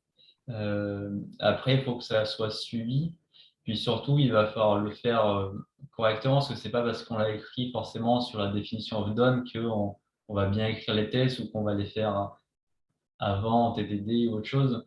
L'idée, ça va être plus de dire, OK, on réexplique la philosophie des tests et du TDD aux équipes et pourquoi c'est intéressant de les faire et pourquoi il faut le faire et qu'est-ce que ça va apporter. Ça va être ça surtout qui va être intéressant plus que de dire ok, c'est marqué là, il faut le faire, donc si c'est marqué, on le fait forcément. Là, ça va plus être ok, on peut comprendre pourquoi on le fait, on veut comprendre comment bien les faire et on se forme aussi petit à petit parce que c'est pas simple, hein, c'est l'écriture des tests, on passe plusieurs stades dans la vie de développeur à ne pas savoir que ça existe, on sait mais on les fait pas, on commence à en faire mais on en fait des très mauvais qui nous embêtent plus qu'autre chose et on commence à en faire pour le métier, ça commence à être intéressant, etc. Il y a toute une marge de progression qu'on obtient petit à petit. C'est là où ça va être intéressant au final, essayer plus d'accompagner et d'éduquer les développeurs plus que de dire, paf, je te colle la dode, tu es obligé de faire les tests maintenant, tu ne discutes plus. Après, ça peut aider peut-être en mode rappel, ok, tiens, on se rappelle, je viens de finir ma story, est-ce que j'ai écrit les tests? Mais encore une fois, c'est dommage parce que peut-être qu'on va se le rappeler après. On va écrire les tests après avoir tout fini, donc c'est pas le meilleur moment. Ça va être plus coûteux. Ça nous oblige à casser des choses peut-être, ou peut-être qu'on va pas le faire parce que finalement ça va prendre trop de temps. Donc c'est plus l'accompagnement que je pense qui va être intéressant que de coller la donnée. Ça peut quand même aider peut-être. Là où ça, moi, je trouve que ça aide, en fait, la definition of done, plus que de la regarder à chaque fois, c'est la conversation pour se mettre d'accord dans l'équipe de qu'est-ce qu'on attend comme pratique dans l'équipe, en fait, et comment, et qu'est-ce que ça veut dire terminer une user story. Tu vois, par exemple, si Jordan, toi qui es expérimenté et qui porte déjà toute cette pratique-là, tu arrives dans une équipe avec des gens qui n'ont peut-être pas l'habitude de le faire, avoir cette discussion de definition of done, ça va pouvoir te permettre d'avoir cette conversation-là et se mettre d'accord sur qu'est-ce que ça veut dire terminer. J'ai vu des endroits où pour les développeurs, ils avaient terminé quand ils ont terminé de développer, en fait. Et tout ce qui va autour et quelque part dont tu parles là, ils s'en concernaient pas forcément. Oui, après, toi, il peut y avoir une autre manière de le voir aussi, c'est, tiens, les tests, on considère, il y a beaucoup je vais dire, de crafteux, d'artisans du code qui considèrent que ça fait partie du développement. Donc, en fait, terminer le développement de base, c'est avoir fait les tests. Donc, c'est aussi pour ça que peut-être que la DOD, c'est une idée, mais est-ce que c'est la meilleure idée? Peut-être pas, c'est plus accompagné, ou ça va être le pair programming, ou au final, tiens, pour quelqu'un qui en fait pas, ou pas assez souvent, ou qui ne sait pas encore les faire, peut-être que quelqu'un qui est plus sachant, ce qui sera intéressant, c'est de dire, OK, viens, on travaille ensemble, et puis on va essayer de faire cette prochaine story avec des tests et potentiellement en TDD, puis on va monter en compétences et petit à petit, ça deviendra vraiment une pratique récurrente et ça sera rentré vraiment dans les pratiques de l'équipe à force d'avoir fait du pair avec tout le monde. Après, pour moi, tout ça, c'est des excuses, enfin, Dodd et compagnie, c'est des excuses à la conversation et à chasser l'implicite. Et les définitions différentes de ça veut dire quoi avoir terminé de développer, quoi. Il y avait une autre question. Est-ce que tu as des exemples d'intégration de TDD dans les pratiques de développement d'une équipe? C'est-à-dire pour faire découvrir, c'est ça? Pour faire découvrir les tests et le TDD dans une équipe? Oui, en fait, par exemple, tu as une équipe qui ne pratique pas le TDD, qui vient de découvrir, par exemple, et qui pense que c'est une bonne pratique qui peut les aider. Mais passer à l'action semble être difficile. Est-ce que tu as des exemples d'introduction de cette pratique de la manière, peut-être d'une manière douce ou autre, ou peut-être même radicale, dans les pratiques de développement d'une équipe? Ok. J'ai plusieurs idées qui peuvent me venir. Déjà, si dans l'équipe, il y a quelqu'un qui sait le faire, c'est bien s'il fait du pair ou du mob avec les autres. Comme ça, il le transmet, il accompagne, et puis c'est les autres qui le pratiquent, donc il y a vraiment un guide. Et en plus, ça peut être sur le projet, donc ça serait l'idéal. Voire même peut-être qu'il anime un petit atelier pour expliquer un petit peu. Puis après, il y a le pair et le mob programming pour vraiment, OK, on travaille sur le projet en TDD. Ça serait une possibilité, s'il y a quelqu'un de sachant en tout cas.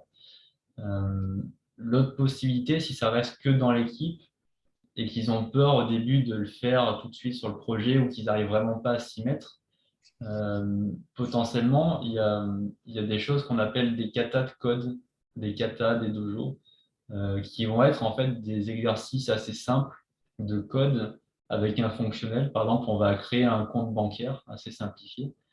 Et ça peut être un atelier qui peut se faire. Tiens, allez, on va se mettre à 2, à 3, à 4, à 5 pour faire ce kata-là. On va se forcer, on s'oblige celui-là à le faire en TDD, par exemple. Et on va dire, OK, on va commencer à apprendre à le faire de manière douce sur un projet qui est à part. C'est un petit kata de code, c'est quelque chose qui pourrait se faire en 1 heure, en 2 heures, en 3 heures, ou sur plusieurs fois. Et on va le pratiquer, et comme ça, on commence à découvrir un petit peu, et quand on est un peu plus à l'aise, on va attaquer le projet après. Parce qu'après, il faut quand même arriver à commencer à le faire sur le projet, sinon, les katas, c'est bien pour commencer à essayer des choses, à apprendre, à essayer plusieurs façons de faire des mêmes choses. Mais après, il faut aussi l'attaquer sur le projet pour dire, OK, là maintenant, on est sur le terrain, on est sur un truc qui est plus gros, qui est plus complexe. Mais ça peut être un tremplin pour vraiment s'essayer.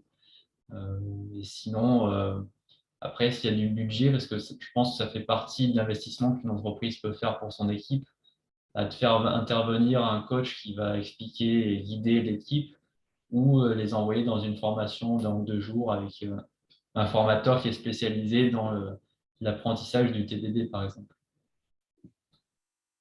Top. Merci. Alors, donc on a testé notre code et maintenant, il s'agit de livrer. Mais là encore, parfois, ça peut être très, très douloureux de livrer. C'est long, il y a un tas de process, il y a plein d'actions à faire. Et là, on peut avoir des plaintes différentes qui arrivent, différents membres de l'équipe. Mais pourquoi est-ce aussi douloureux? Et on peut arriver du coup à des situations où on va se dire, ah non, mais là, en fait, on ne va pas livrer juste pour 2 stories, c'est trop long, c'est trop lourd, c'est trop complexe de livrer, donc on va attendre d'avoir fait plusieurs choses et d'avoir une release assez importante pour livrer, donc on va livrer moins souvent. Donc, ça va être encore plus gros et encore plus complexe et encore plus risqué de livrer. Donc, vous voyez le cercle vicieux arriver. Et on va arriver aussi à des situations où on se dit, ah, on ne livre pas le vendredi. Il y a même un site qui existe qui dit, est-ce que tu veux livrer? Si c'est vendredi, ça te répond non. On ne peut rien modifier aussi. On se dit, on va avoir des périodes de code freeze. On ne va rien modifier en août ou fin décembre parce que c'est des périodes où il y a des vacances, c'est compliqué. Donc, la livraison est lourde. Donc, on va faire des périodes de code freeze. Donc, après, on se retrouve avec des périodes juste avant ces codes freeze où il faut absolument, absolument, absolument faire passer des choses et que ça livre. Et en général, c'est assez douloureux. Donc là encore, Jordan, s'il te plaît, comment je fais moi là pour sortir de ça? Parce que j'ai des équipes qui souffrent. Le premier truc qui me vient vraiment à l'esprit quand il y a des douleurs autour de la livraison, que c'est long, c'est fastidieux, c'est énervant, c'est pas intéressant. La première chose vraiment qui va me venir, c'est OK, qu'est-ce qu'on peut automatiser déjà? Ça va être vraiment la première étape pour s'améliorer dans la livraison. Parce qu'au final, il y a vraiment tout un tas de choses qu'on peut automatiser. Tiens, j'archive l'application et puis je l'envoie ensuite sur tel serveur et puis après, il faut régler la configuration comme ça. Ah oui, au passage, il faut télécharger ce rapport de données, il faut le convertir dans un autre format, puis il faut supprimer toutes les colonnes qui s'appellent X et Y, et puis il faut mettre en majuscule ces champs-là, et puis les accents de ceux-là, on les enlève. Ah, et puis en même temps, il faut glisser le dossier là-bas, etc. Donc, il y a tout plein de tâches au final qui sont répétitives qu'on peut faire très souvent à la livraison, ou même des fois, ça pourrait être des stories récurrentes de génération de données ou d'intégration de données, ou plein de choses. Tout ça, on pourrait les automatiser pour se faciliter la vie et pour gagner du temps. Et la bonne nouvelle, c'est que vous avez déjà les compétences dans l'équipe. Parce qu'au final, automatiser, c'est quoi? C'est créer un programme, un script, un programme. Et c'est les développeurs qui font des programmes. Et des développeurs, on en a forcément dans l'équipe. Donc, on a déjà des gens qui sont compétents pour automatiser. Alors, ils ne seront peut-être pas compétents dans tous les langages d'automatisation qu'il faut, même si au final, avec un peu tous les langages, on peut automatiser, on peut créer des scripts. Mais même s'ils n'ont pas la connaissance d'un langage, en tout cas, ils savent apprendre. Donc, ils vont vraiment pouvoir y arriver sans trop de difficultés en plus. Donc là, on va pouvoir commencer à chercher, tiens, comment on automatise, tiens, comment on pourrait faire en sorte qu'il ne nous reste que quelques clics à faire pour dire, tiens, on va prendre notre application, on va la mettre sur les stores, ou tiens, on va déployer le site web sur le serveur. Tiens, il y a tout plein de choses qu'on pourrait automatiser plutôt que de le faire à la main. Et en plus, déjà, non seulement on va gagner du temps, parce que là, ça ne va pas être un humain qui va le faire, que ce soit un développeur ou un PO ou un manager qui doit faire toutes les tâches. Mais là, si c'est un script, un programme, un robot, au final, qui va faire ça à notre place, on va gagner du temps, parce qu'on pourra faire d'autres choses en même temps. Parce que même si c'est long, le script, même s'il met 1 heure, vu qu'il fait ça tout seul, on peut faire autre chose en attendant. On va gagner un peu en cohérence aussi. Il n'y aura pas 50 manières de façon de faire. Tiens, quand c'est moi qui le fais, je le fais de cette manière. Et quand c'est Bob qui le fait, c'est comme ça. Et quand c'est Alice qui le fait, c'est comme ça. Là, ça va être le programme, il fait toujours la même chose. Du coup, il y a aussi moins d'erreurs humaines. Souvent, quand on a des fichiers à copier-coller, des colonnes, ou à remplacer ou à déplacer ici, on renomme comme ça. Quand j'en ai 200 des lignes à traiter, le risque d'erreur est comme assez sympa parce qu'au bout d'un moment, au bout du 50e copier-coller, j'en ai peut-être un peu marre, donc je commence à aller de plus en plus vite et je vais oublier des choses. Là, le script, il n'oublie pas. S'il faut faire la suppression de colonne, le renommage ou autre chose, il le fait tout le temps, il ne se trompe jamais et il fait toujours pareil. Donc là, on s'enlève beaucoup d'erreurs. On gagne beaucoup de temps. C'est une bonne première étape, ça, pour automatiser. On va s'enlever certaines douleurs pour la livraison. Et après, ça va être un peu paradoxal, mais si on a mal pour livrer, ce qui est bien, c'est d'essayer de livrer plus souvent au final. C'est là où on peut parler peut-être de livraison continue, qui va être un principe assez simple. C'est à chaque fois qu'on fait un changement sur notre branche principale, donc la branche principale, on se rappelle, la branche, c'est l'espace commun. À chaque fois qu'on fait un changement, à chaque fois qu'il y a un nouveau commit, une nouvelle copie, un nouveau merge, n'importe quoi, dès qu'il y a quelque chose qui change sur notre branche principale, eh ben, on va livrer. Livrer, mais pas déployer. C'est vraiment juste livrer, dans le sens où, en fait, il ne reste plus qu'un seul bouton à appuyer pour dire ça y est, on l'envoie aux utilisateurs. Ça y est, c'est dans les mains des utilisateurs. Donc là, on a vraiment automatisé un grand process. À chaque fois qu'il y a quelque chose qui change, il y a tout le process automatique qui va livrer l'application et qui va générer des choses, les mettre aux bons endroits, sur les bons environnements. Et à la fin, il y a juste une personne qui a besoin de venir qui dit OK, je clique ici, c'est en production. Et ça, avec la livraison continue, potentiellement, on va pouvoir livrer plusieurs fois par sprint, plusieurs fois par jour, plusieurs fois par heure même. Et dans l'idée, on ne va pas vouloir forcément livrer toutes les heures, mais ça va rendre au final la livraison, ça va devenir un non-sujet, parce qu'on est capable de le faire à n'importe quel moment. Donc, il n'y a plus de problème en fait si on est capable de livrer à tout moment. On s'enlève tous ces problèmes, on est capable de relivrer très vite, et puis même si on a un problème, si on peut relivrer dans l'heure, le problème on l'a corrigé. Puis en plus, de toute façon, ça va nous forcer à faire des petits incréments. Si on veut livrer à chaque fois, très souvent, on va se forcer un petit peu plus à faire des petits incréments pour que ça soit plus petit, plus testable, pour que ça passe plus souvent.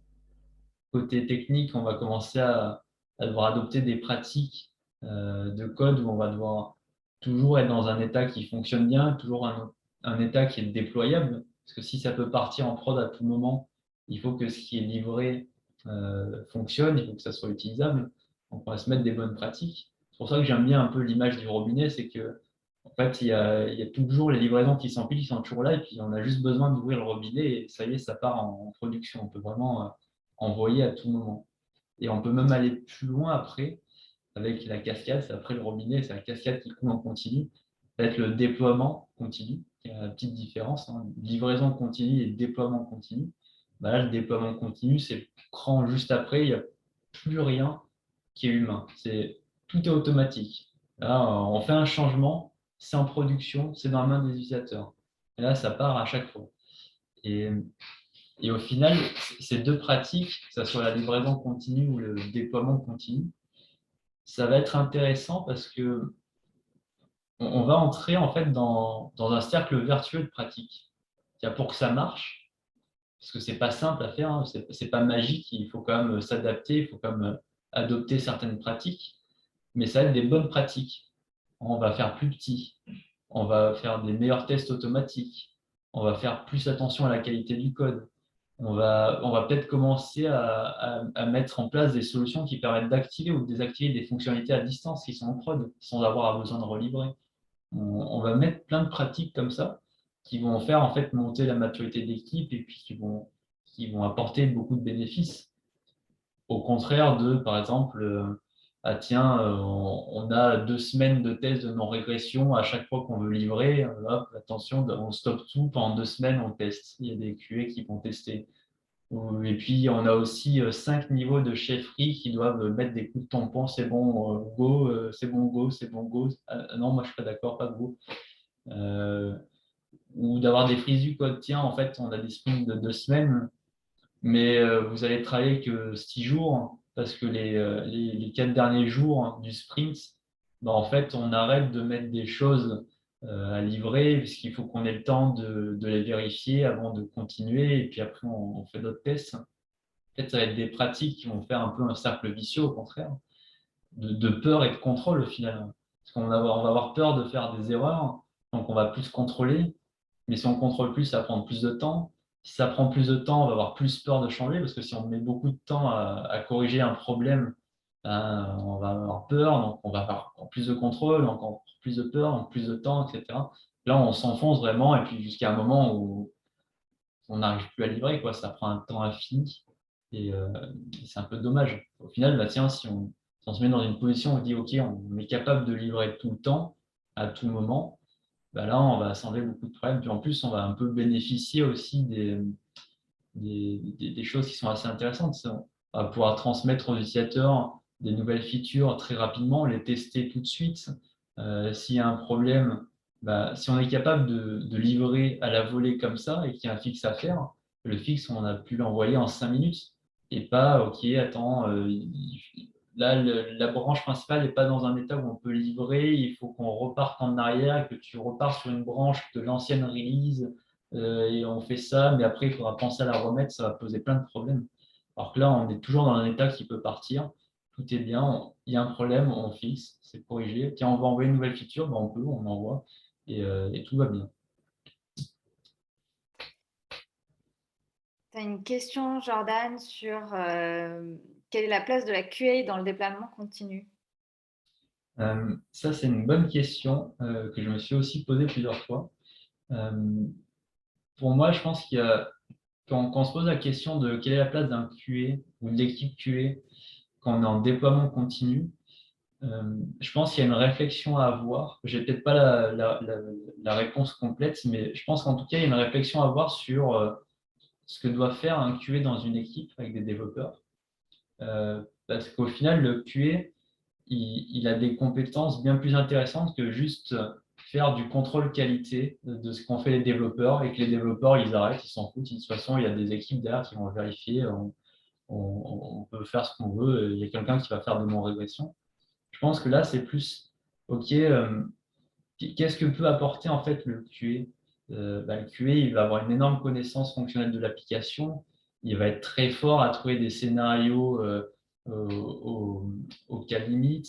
Il va pouvoir participer, on a vu au tout début, aux example mapping, donc il va être là aussi pendant la conception du besoin. Il va peut-être être là avec les développeurs quand il va falloir penser des tests d'acceptance, des tests unitaires. En fait, il va être là un peu tout le long.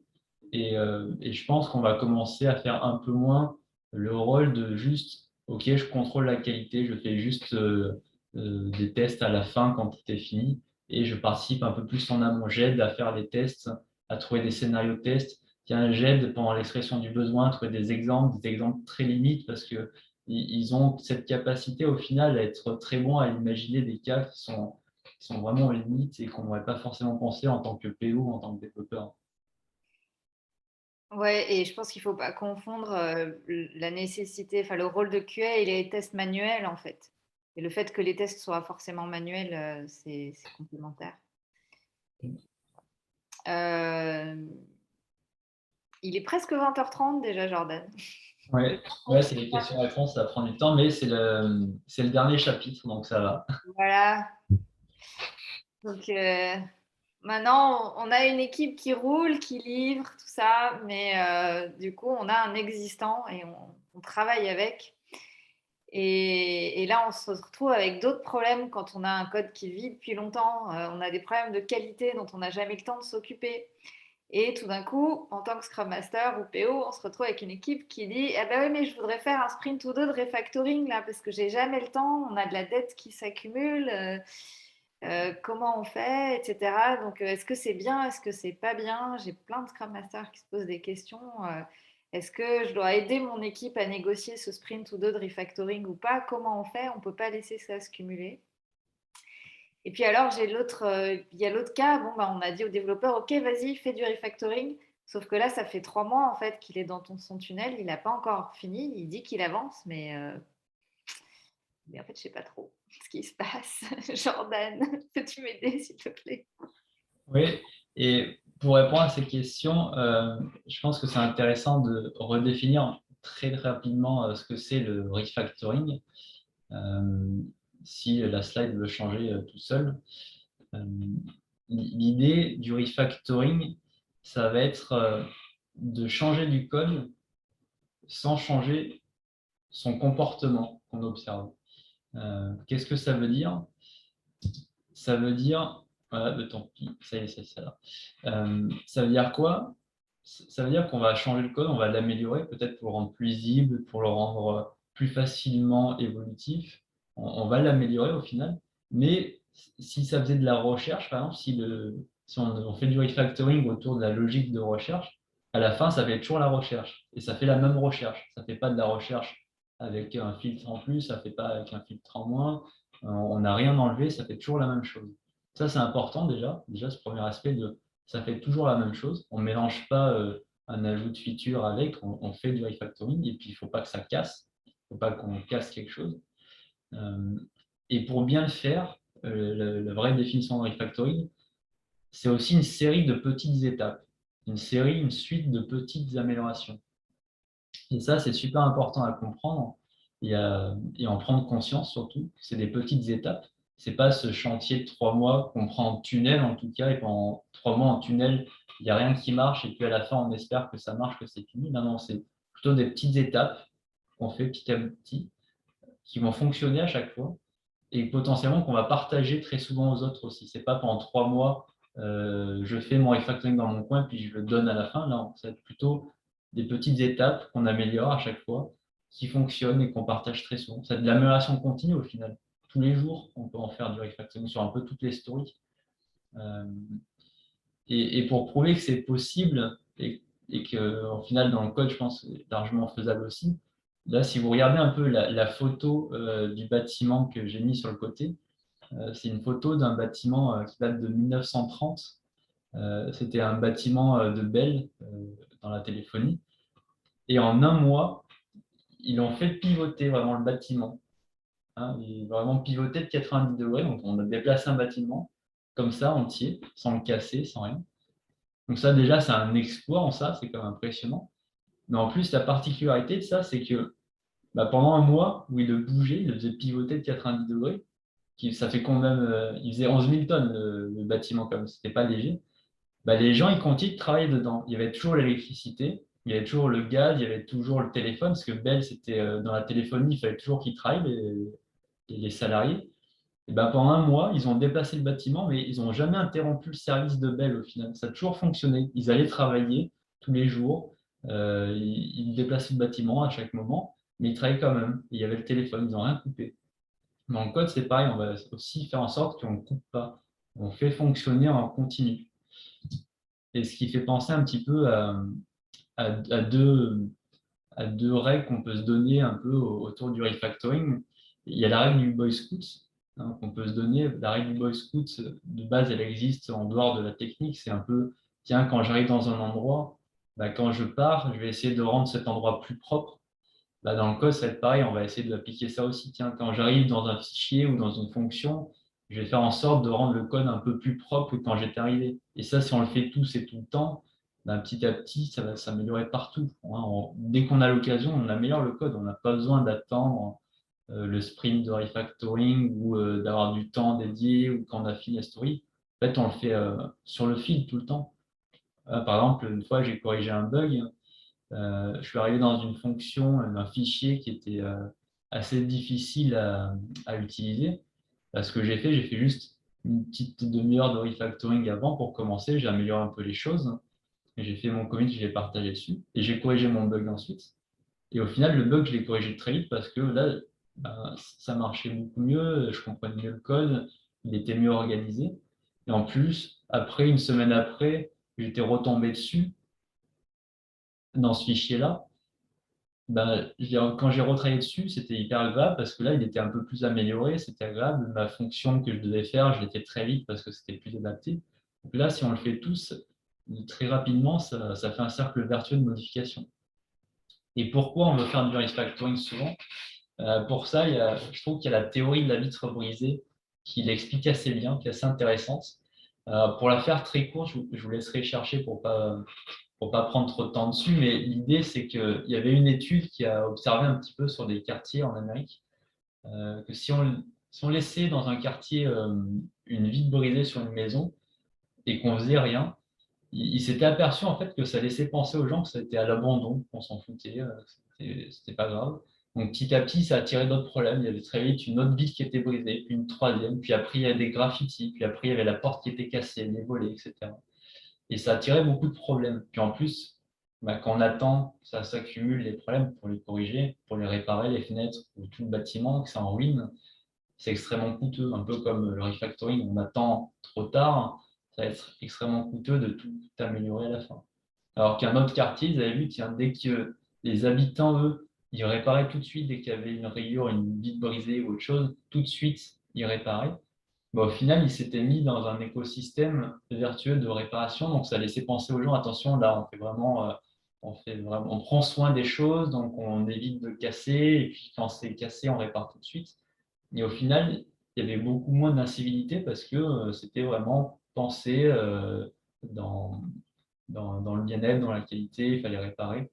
Et ça évitait un peu des problèmes. Et je pense que ça justifie aussi pourquoi certains projets tombent en ruine, on va dire, pour garder l'image.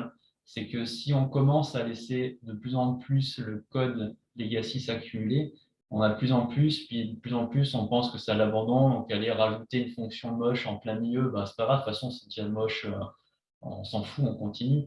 En fait, on rentre dans un cercle vicieux encore, et ça n'améliore pas du tout les choses.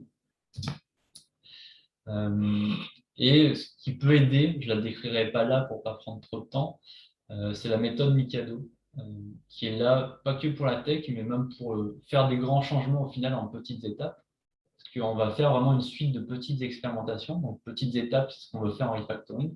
Et ce qui est bien, c'est qu'en suivant cette méthode, on va vraiment faire des étapes qui à chaque fois fonctionnent.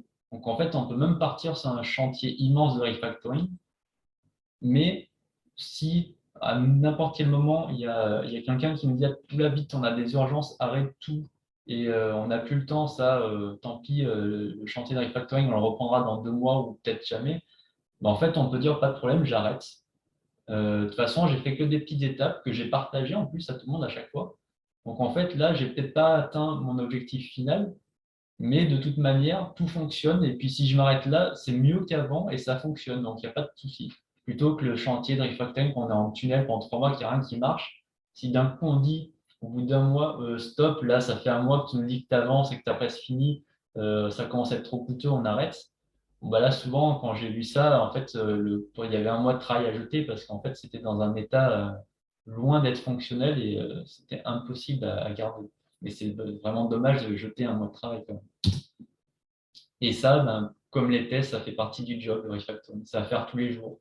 Il n'y a pas d'autorisation à avoir, pas de temps à dédier. C'est à la volée au quotidien, à chaque story, on en fait un petit peu et ça améliore tout le temps. Et comme les tests aussi, c'est pas simple. Il faut avoir des connaissances, des compétences. Donc, il faut se former. Il faut dire aux développeurs des fois de prendre du temps de se former. Et peut-être même aux managers dire, tiens, est-ce qu'on n'investirait pas du temps dans la formation ou qu'ils se prennent du temps pour se faire un atelier pour apprendre? Ce sera peut-être plus intéressant que de dire, tiens, passer 2 semaines, là, oui, ok, réécrivez votre écran. Donc peut-être que c'est plus intéressant de dire, ok, prenez le temps d'apprendre, on fait intervenir un coach ou alors vous suivez une formation sur X-Factoring et vous apprenez à bien le faire. Et puis après, ce sera au quotidien, on va vraiment améliorer le projet. Ce sera peut-être plus intéressant dans ce sens-là. Et pour finir, parce qu'on a fini tout notre tour un petit peu de pratique, au final, on a vu que ça pouvait améliorer la situation sur certains problèmes. Je pense qu'on peut même dire que ça améliore le quotidien, au final, ces pratiques-là de l'équipe. Ça va même au-delà. Parce qu'en suivant ces pratiques, on peut commencer à devenir meilleur dans la technique et même dans le business. Parce que là, aujourd'hui, on a vraiment de plus en plus de preuves et d'études qui montrent qu'il y a une corrélation entre la technique et le business. Quand on est très bon, on excelle dans la technique, on excelle aussi dans le business. Typiquement, si vous voulez livrer très vite des nouvelles stories aux utilisateurs pour tester des choses, etc., ben, il faut être capable aussi techniquement de livrer vite, d'avoir des bons process, d'avoir des bonnes pratiques de code. Ou inversement, si on est capable de changer facilement notre code parce qu'on a beaucoup de couverture de tests et parce que on a fait souvent du refactoring, donc c'est un code qui est simple et qui est facilement évolutif, ben, on est capable de changer de direction fonctionnelle très vite, on est capable d'évoluer très rapidement. Donc, en fait, on a vraiment la corrélation dans les deux sens de technique et de business qui vont ensemble.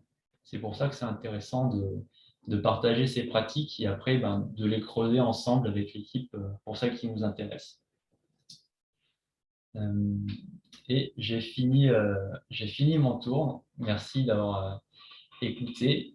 Et merci à Fleur aussi de m'avoir invité parce que c'était très intéressant de partager ça avec vous tous et j'espère que vous aurez un peu découvert des pratiques et que vous allez pouvoir commencer à reconnaître même des problèmes peut-être dans vos équipes et vous allez pouvoir un peu proposer des choses à essayer tous ensemble. Merci beaucoup, Jordan, pour cette présentation super claire et merci à tous d'être venus et d'être restés jusque-là.